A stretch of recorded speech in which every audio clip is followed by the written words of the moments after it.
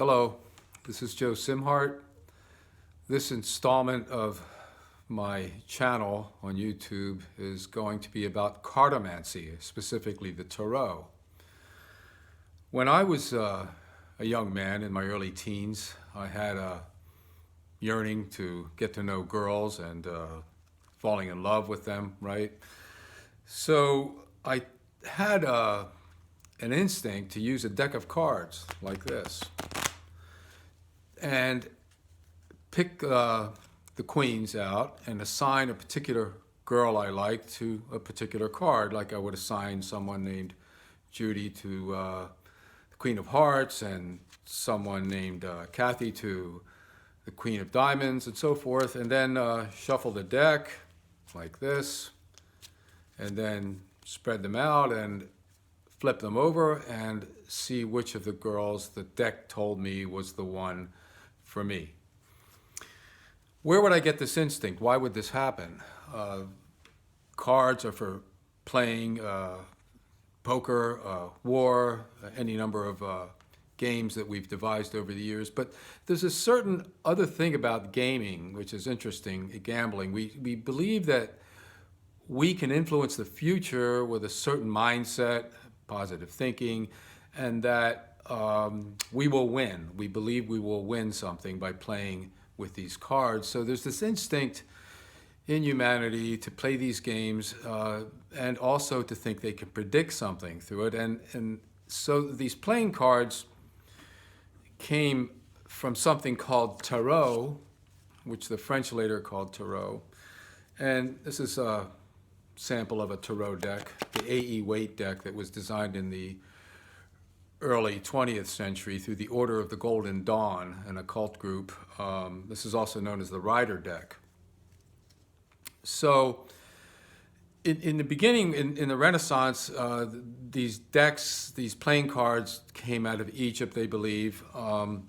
Just to be more specific, I'm going to read something to you. The playing cards first entered Europe in the late 14th century, most likely from Mamluk Egypt. The first records date to 1367. They rapidly went across the whole of Europe.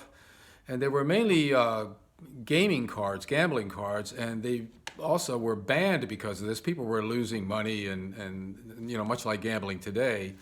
But another thing happened with these cards, just as it happened with me. People began divining things and redesigning the cards based on predicting the future or somehow getting the cosmos to tell them about themselves. So some people trace the source of inspiration for these cards back to the god Thoth of Egypt, the ibis-headed god. And Thoth back in Egypt was the god of the moon, the god of reckoning, the god of learning, and writing. So there's this idea of wisdom or divine wisdom behind the god Thoth. So the word tarot, or the German Tarok, was derived from the Italian tarocchi, the origin of which is uncertain, but tarot was used as a synonym for foolishness. And that was in the late 15th and early 16th centuries.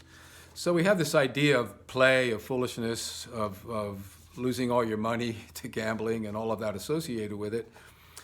But toward the 19th century, a form of the tarot developed which had perhaps as many as 90-some cards, maybe as few as 50-some, but settled on 78 cards, which were a major arcanum and something called the minor arcanum. The minor is what we use in our decks of cards today.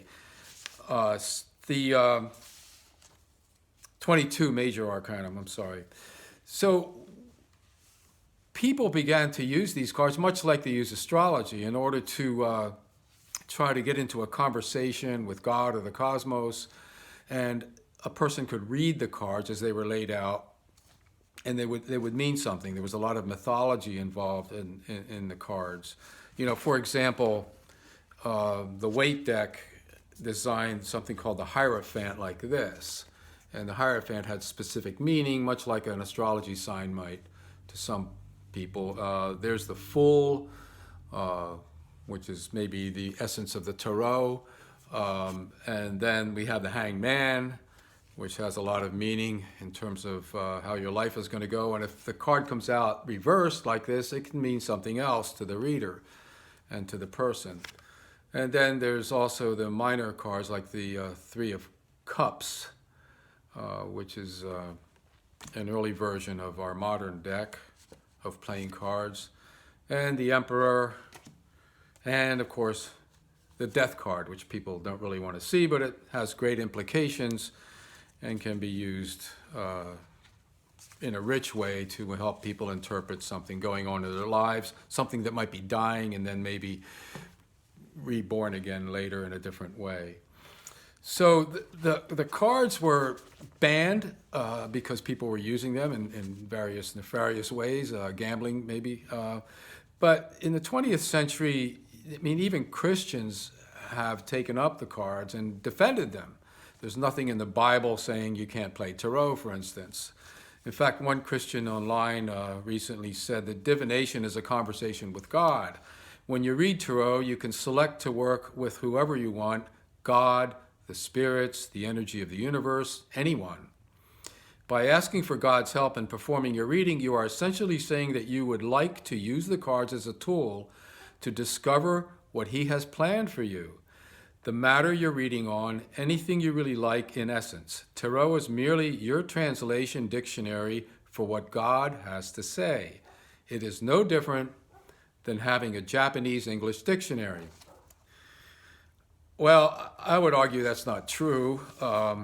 There is some validity that can be tested in reality for why a certain Japanese phrase or word translates into an English phrase or word, and we can depend on it. In fact, whole governments depend on proper translations.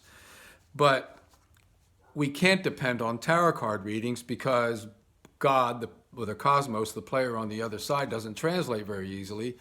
And as a result, if you went to 100 tarot card readers and paid, let's say, $35 or up to $200 for a reading, you're probably going to get dozens and dozens of different variations of your particular situation in terms of the reading. Much like astrology, one astrologer to another is not going to interpret your chart the same way. So it's very, very subjective. And that, in a sense, what makes it dangerous. People will charge as little as $1.99 online, and then money-back guarantee, 80% off on your first tarot card reading, according to California psychics. But this is a bait-and-switch tactic because if you start getting more serious about tarot, you're going to be paying more money and spending more time with it. So people say things like, in its positive sense, to be able to see through life's muddy messes in all aspects of life, I have been given positive direction and told when I need to shape up or sit in patience until it plays out. Let me tell you, patience is a lesson I'm constantly learning. And that's a customer of a tarot reading. Another one says, my husband left me 3 years ago. I was lost. I want to thank keen psychic Claudia, who listened and advised me through all my tears and doubts. I am now in a healthy new relationship as predicted by Claudia. Right? So a person gave their sense of agency over to a tarot card reader instead of making a decision themselves. They now depend on this psychic source, and that's where the danger comes in. It's not that you might get something good out of it, which some people do, but you can become dependent on it, and as a result, the technique, Cartomancy, can become very manipulative, and people get caught up in it, much like people get caught up in cults or down some other kind of rabbit hole like QAnon. So I would recommend that you be very careful with the tarot. Remember that the Fool is the most important card in there. It translates into the Joker in our modern decks. So don't be fooled. Be careful with the tarot. Thank you.